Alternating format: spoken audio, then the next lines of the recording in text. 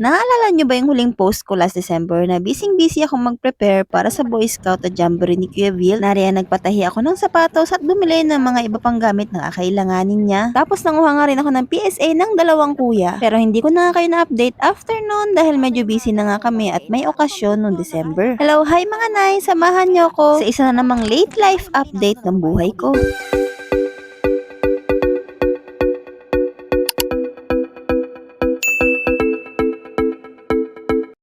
Ayan, pupunta na kami. Ito yung dala ni Kuya Bill. Tapos yung kanyang mga, ayan, ano yan? Sapin. Tapos yung ibang gamit niya nandun sa bag. Punta kaming school. December 11, ang unang araw ng Jamboree para sa Boy Scout ni Kuya Will. At December 11 din yung pagkuha ko ng result ng PSA. Kaya naman, bago ko pumuntang munisipyo, hinatid ko nga muna si Kuya Will sa campsite ng Jamboree nila. Dito nga muna yung meet up nila sa school. Antayin mo ako dito, bibili muna ako Bibili muna ako ng pang Milo ni Kuya. Tsaka na, pandagdag yan ba? Wala akong nakitang kape sa ibang tindahan ako bibili. Pero bibili ako dito na ito. Ito at saka ito. Ito ang champion na energy nga po. Energy champion? Apo. Choco. Choco? Ay, hindi. Yung isa. Yung champion.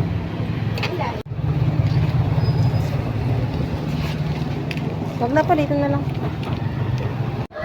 Buti na lang kahit alanganing araw nung araw na to, nakadiskarte nga kami ng pandagdag pang budget ni Kuya at nadagdagan ko yung kanyang pambaon. Meron naman silang pack lunch, yun nga lang hindi nga ako nakabili ng mga pang snack niya kapag kagugutumin siya, kaya naman gumawa nga ako ng paraan para kahit papano mabilihin ko siya kahit konti lang. Nung grade 4 pa niya gustong sumali sa mga ganito, yun nga lang, kapag oras na ng announcement, natatapat naman na wala kaming budget. Kaya naman ngayon, pinush ko talaga na makasali siya kasi ito talaga yung gustong gusto niya. Akala ko nga hindi ako makakasama sa paghatid sa kanila sa campsite. Buti na lang at tinawag ako nung kasabay kong may service at tuloy nga kami sa pagpunta. Nung una kasi nag-chat sa akin dahil meron nga pasok kong kanyang maliit. Pero kanina nung nakita niya ako sabi nga niya pupunta nga daw kami. Kaya naman tuwang-tuwa ang nanay kasi kahit papano mahahatid namin sila.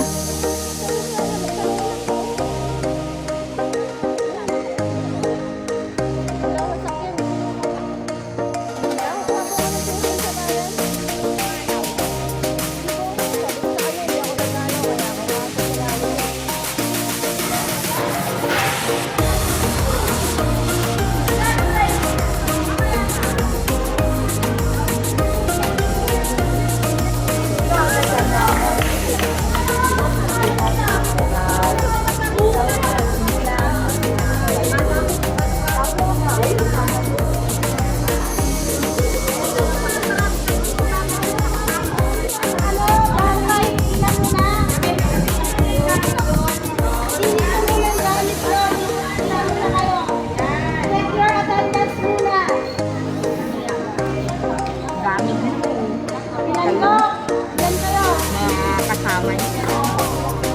Umuiyak. Wala daw sinabing basa.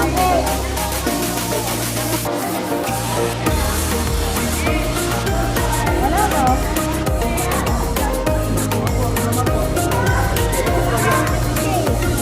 Sir, lagyan din na kayo sa kabila ko.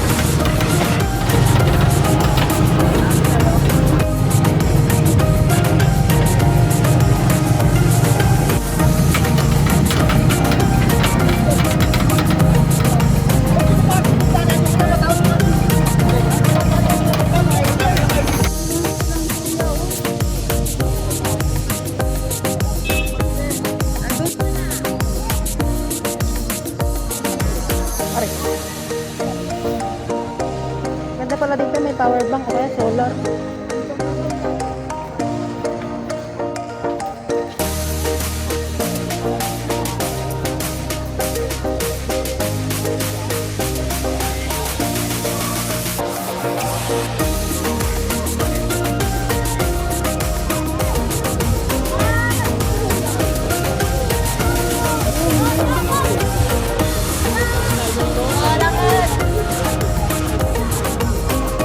Dito ano ay bani?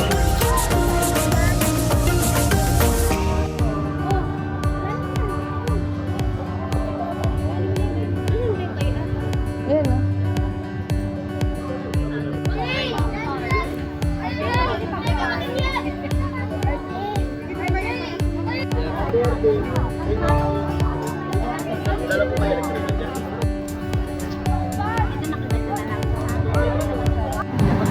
Nang masiguro namin na meron na silang kanya-kanyang tent at okay naman na sila doon, umuwi na nga din kami. Kaya pala pinagbabaon sila Kuya Bilt ng kanilang sariling pera, marami pa nga palang nagtitinda doon sa may gilid. At iba't ibang lugar nga rin pala yung kasali dito. Nung pauwi na nga kami, may nakita kami mga taga Tarlac at taga Olonga po na parating pa lang. Akala ko dito lang tong Boy Scout na to. Yun pala, nationwide pala to. Pagbalik dumaan nga muna ako sa store para kumain. Medyo nagutom ang nanay, kaya naman kailangan mo ng lamanan ng tiyan bago nga bumaba ng bayan.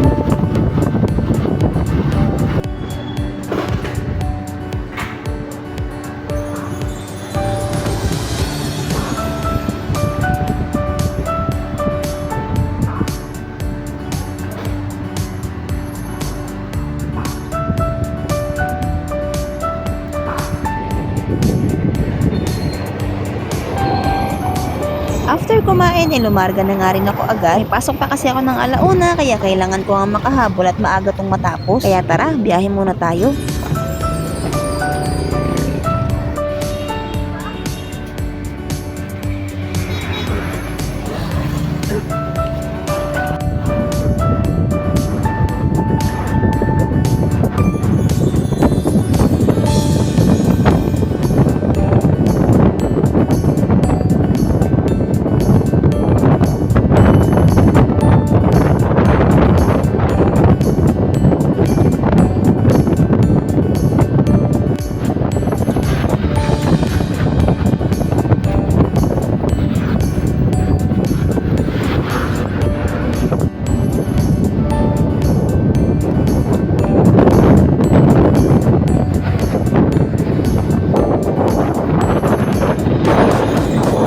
Naglakad na ako mga nay kasi pagka-terminal pa ako bumaba, sasakay pa ako ng tricycle. Doon na lang ako sa may kanto ng zone bumaba para maglalakad lang ako papuntang munisipyo kasi yung perang dala ko isakto lang pamasahe ko talaga sa jeep or sa bus papunta at pabalik. Wala akong papapasa sa tricycle kaya lakad muna tayo.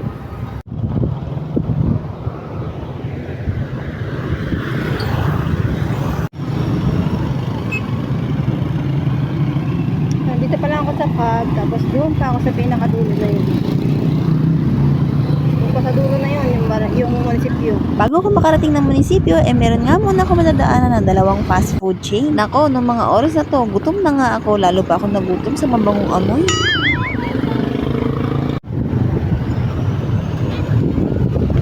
Hindi rin nagtagal nakarating nga rin ako dito sa munisipyo. Kukuha lang naman ako ng PSA kaya hindi naman ako masyadong magtatagal dito. Yun nga lang, pagkakuha ko si Kuya Vilt nga lang ang meron at si Kuya Von wala. Sa pagkatapos ito, ang susunod naman namin nga asikasuhin ay yung lead registration ng dalawang bulinggit. Dahil walang birth certificate si Kuya Von, kailangan nga namin asikasuhin to agad dahil kailangan nga to sa school. After ko makuha yung result, dumaan nga muna ako sa palengke dahil meron nga ibinilin sa akin ipabili si tita. Suyod lang naman yung pinapabili pero syempre dahil meron nga ako ibang nakita, meron nga kahit konting nadagdag dun sa mga pinamili ko kahit wala naman akong pera. Syempre, pera ni tita yun.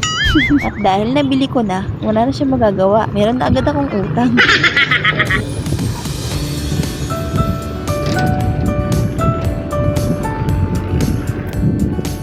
Ikaw, WhatsApp din, mabili. Ano meron pa tayo?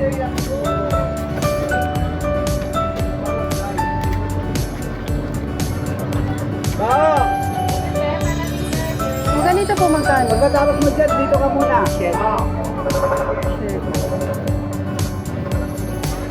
Ay, ito.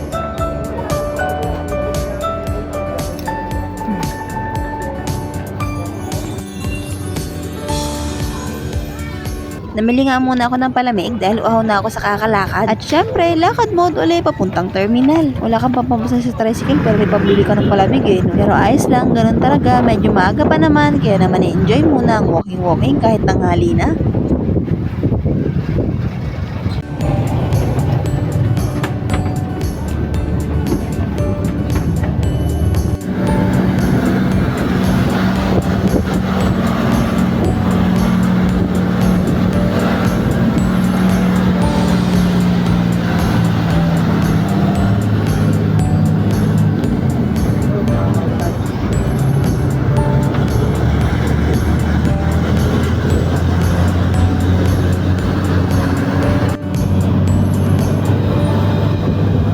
Nakasakay din naman agad ako sa bus at di kalaunan bumaba na nga rin ako sa aking destinasyon. Sa store na nga rin ako kumain ng pananghalian dahil alanganin na din naman kapag umuwi pa ako.